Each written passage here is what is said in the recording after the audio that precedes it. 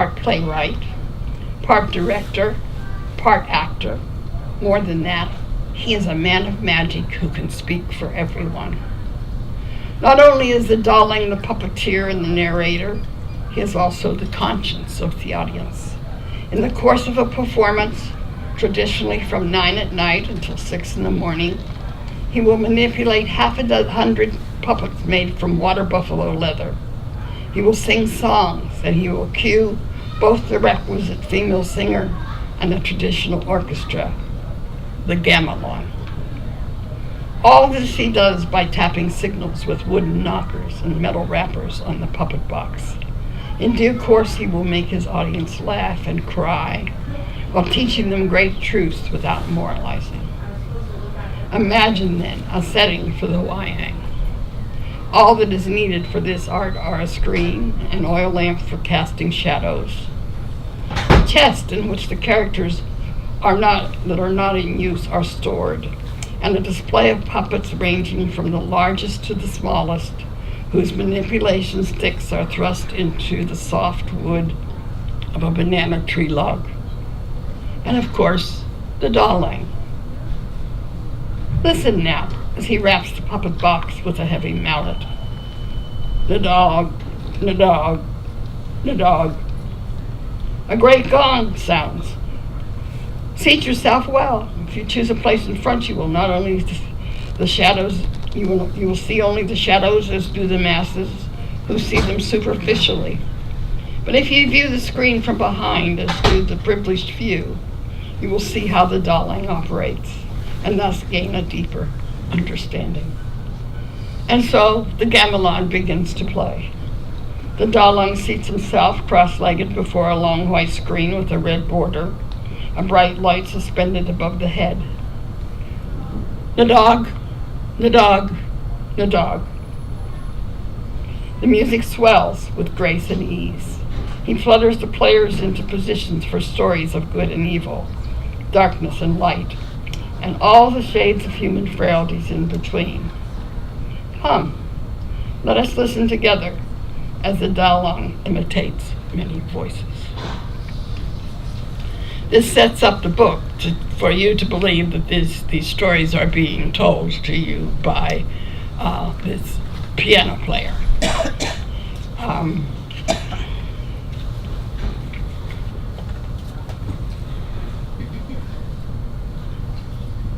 going to show you. These puppets are my personal puppets that are well over 150 years old. They were probably about 100 years old. It was uncertain, but somewhere close to that when I got them. So I don't know. Now when they're in performance and so on, the paint on them would be very, very bright. And the clothes, of course, would be, you understand, it's because they are so old that they look sort of dull and so on. And so that is Rama. He's the major character in the Ramayana, if you're familiar with it. Both the Ramayana and the Mahabharata are Hindu epics that deal with good and evil. This is the woman. I don't know what her name is. That one was marked. These they use. The Darling, he uses these, both sticks on both hands, to manipulate them and make them move around and so on and look like they're talking. There's a stick. Oh, we've lost the stick. Aha! Okay, well that's easier to show you. Okay, all right, that fits up to the body this way. And because this pointed end would be the point that would be stuck in the banana log. And these go on all night. They're big entertainment for weddings and special occasions, and everybody is versed in these stories because they know them from childhood and they have just come down through the centuries. so. Off with your head.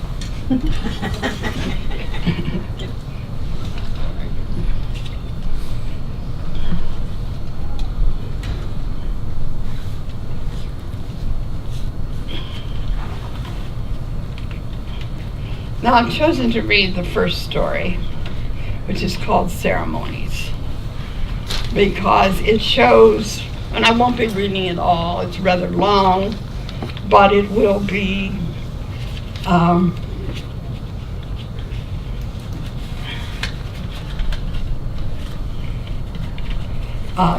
if you don't know what culture shock is, you will know after you have heard some of the story.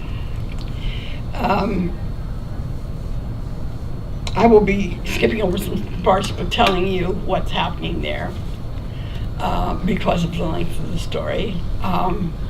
The young lady who is operating the slides, at the end of this story is when we will do the slides. Okay, because they're of an Indonesian wedding, and that same Indonesian wedding I was at that gave me the material to write about the Indonesian wedding in this story.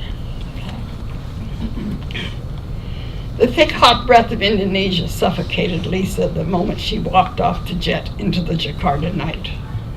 She shifted the carry-on bag to her other shoulder, blew a strand of hair from her eyes, and tried to keep up with David's lope across the tarmac. After all, she'd come because she loved him too much to deny him what he wanted so badly. But she wasn't giving up any more of her independence. She'd be her own woman here, no matter what. Then a rush of adrenaline. Men with guns surrounded them. She couldn't breathe, couldn't think. For God's sakes, guns! She knew it was a military government, but she'd never anticipated. Masuk, Masuk, rang in her ears as brown-faced soldiers nudged the passengers inside to a steamy nightmare, a polyglot of raised voices. The air was fetid, the chaotic lines she stumbled along endless. Loudest of all were the soldiers, barking orders, scolding laggards. She turned to David for reassurance just as he was pulled out of line. An officer pointed to a sign she couldn't read. Evidently we do health cards first, David said. They stepped to the end of the string of people the officer indicated. On the plane, Lisa had met an Indonesian woman who was returning home after 12 years in the States. Sri Kandi told her the Indonesians had been inspired by the American Revolution in their own fight for independence. She called freedom Merdeka. Lisa allowed it to roll over her lips. Merdeka. She liked the freedom, the soul of her own country was her first Indonesian word.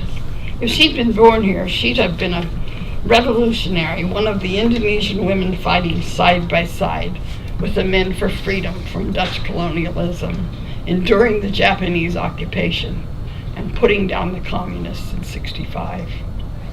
At home, she taught the privileges of U.S. citizenship to junior high school civic students. After conscientious deliberation, she'd finally decided to put off going to grad school, not only because she couldn't bear the thought of David being where she wasn't, but also for the sake of learning firsthand how freedom worked on the other side of the world, something she could share with future students. In the Imigrasi line, once again, she pushed her bag along the floor with her foot as they inched forward. The noise, the bright lights.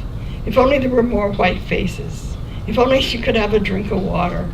If only David didn't have that silly, bemused look on his face. Her fear forced the angry words. What kind of country are they running here anyway? David gave her a warning pinch, for now an officious man standing in a glass box beckoned her forward. Dainty hands with a heavy gold ring took her passport. American, he grunted, but she didn't see any welcome in his bored eyes. Turisma, how long you stay? She couldn't take her eyes from the armed guard slouched against the wall nearby. Unable to muster up any bravado, she allowed David to answer for both of them. Yes, the official said, Campco. Joint venture with our great Pertamina Oil. He smiled. His rubber stamp thudded against their papers. For a moment she was disappointed, realizing she'd half hoped they wouldn't get in. half hoped she might not miss the grand celebration at home, the bicentennial after all. But it seemed to her he reluctantly returned his passport, and his stare was a question into her eyes, into her heart. Could he discern the lie they told? Did he know they weren't married? But so what? It was the 70s, for heaven's sake, and women were beginning to do what they wanted, just like men. Then they were in a barn-like room piled high with baggage. Officials motioned them to place their luggage on a low table. Boys lounged nearby, waiting to carry the bags outside, and just beyond them, spectators ogled them from the other side of the glass wall. Lisa felt like a fish in an aquarium. Two white couples tapped on the window and gestured at them. "Wave, honey," David said. "Someone's come to meet us." She waved. "That's what we both want, right?" he reminded. She made her wave a little more enthusiastic, although her makeup was running down her face, although all she could think about was a bed in an air-conditioned room. They counted their luggage to be sure it was all there, and then Lisa tried not to care the strangers were pawing her things. Finally, officials marked their bags with chalk, and they were out in the tropic night, fighting through jostling Indonesians and hustling taxi drivers. The two smiling couples took them in tow. Fighting her disorientation, Lisa tried to smile back. "We always meet our husband's new people," said the tall anorexic one, who introduced herself as Mrs. Sheets, with a Z. "Mrs. Warburton, dear, that's who I am," said the one who looked like a well-stuffed pillow. Faintly she heard that the women were going in the car and the men in the van with the baggage. She found herself in the back seat with Mrs. Warburton, who said, "Why you don't get the air conditioning fixed in your car, Edith, I'll never know." She reached over and rolled down Lisa's window. As the car sped over the dark road, Lisa relaxed into the upholstery, shutting out Mrs. Sheets's babble that the 2 seasons here were rainy and rainier. She slept dreaming this was all a dream, and actually she was teaching her class, who turned out to be Japanese. She woke abruptly with the sibilant merdeka echoing in her head. A magic word, surely promising much for Lisa's stay here. The open road soon became city streets that made her anxious and ill at ease. All kinds of shops on wheels competed with cars and trucks for the thoroughfare. Kerosene lamps cast eerie shadows over tables, lining the roadside, loaded with bright fabrics, pots and pans, and odd-looking brooms. A perfume of coconut and oil and grilling meat, and something very sweet, a redolence she'd never experienced before, wafted through the window from cooking stalls. The car crept along the roads, thronged with people in strange dress, past motorcycles and odd three-wheeled conveyances, pedaled by men. The soft lilt of voices lulled her. "Ew," a peddler called. "Nyak, nyak," called another. Then Sheets and Pillowcase were talking to her, and the spell was broken. "You young people are so lucky. The entire office has been invited to this grand event. A great honor indeed. They seldom ask us to any of their ceremonies, and there are people very high up. Yes, very high. It's like going to a funeral in Bali, or seeing the bulls run in Pamplona. It is a grand event, Mildred, but hardly on that par.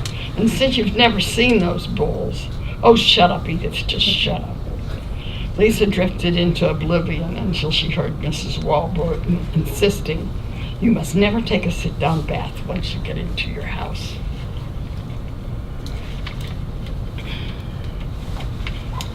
"It's okay in the hotel, though," Mrs. Sheets amended. Lisa opened her mouth to protest, then shut it. She hated showers. "You'll get a vaginal infection if you do. From the water, of course," Mrs. Warburton went on. Mrs. Sheets interrupted again. "You know you must boil it to drink it, and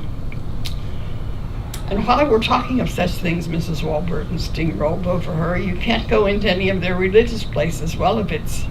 She looked at the driver. "That time of the month," she mouthed silently. Lisa sat up straight and stiff. "What do you mean I can't go where I want when I want?"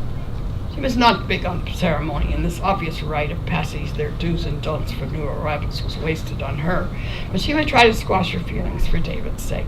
She loved him enough to come halfway around the world with him, and she wasn't going to spoil it for them now. car pulled into a semicircular driveway. A smartly uniformed doorman with Hotel Borobudur written across the pocket opened the door. He said something she thought must be words of welcome and ushered them under a canopy, and then through great glass doors into the relief of air conditioning.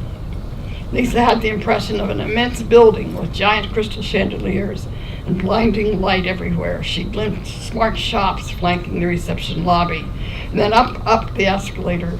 She smelled teak oil and new furniture and a pleasant fruity odor she couldn't define.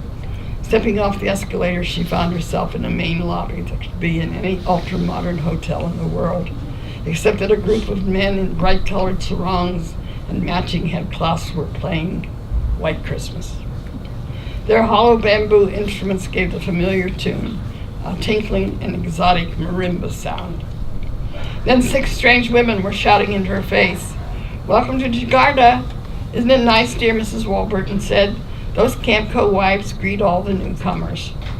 Mrs. Sheets nudged Lisa. "Don't get too close, they bite." Lisa looked warily at the women. Joe, Miriam, Lexi, was it? Vonda, Shara, Lila. As if from some good distance she heard the oil woman say, "And Christmas Eve reservations, shopping at, we will, you must." She had forgotten it was almost Christmas, but she'd already taken care of that, thank you very much.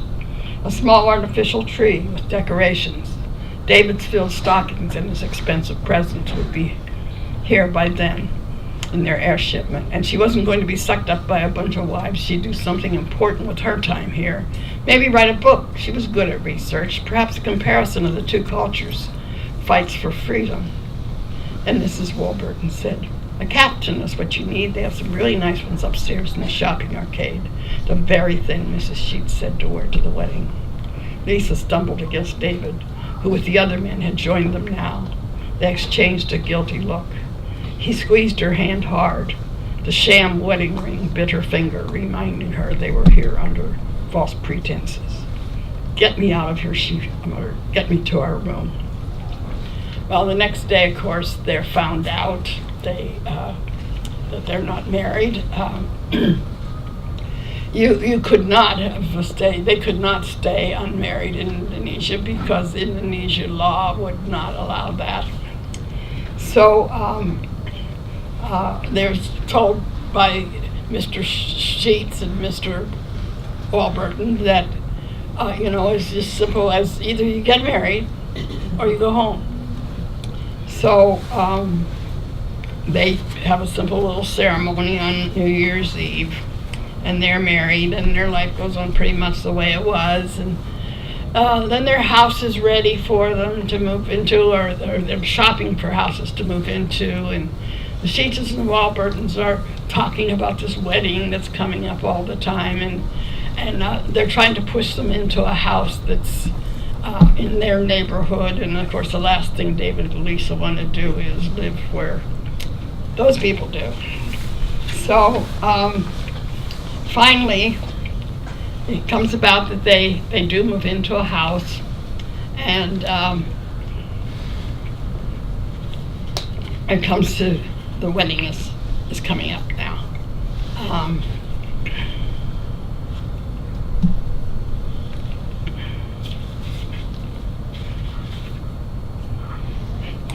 Global movers and the momentous occasion their memories had been heralding for so long. Their mentors had been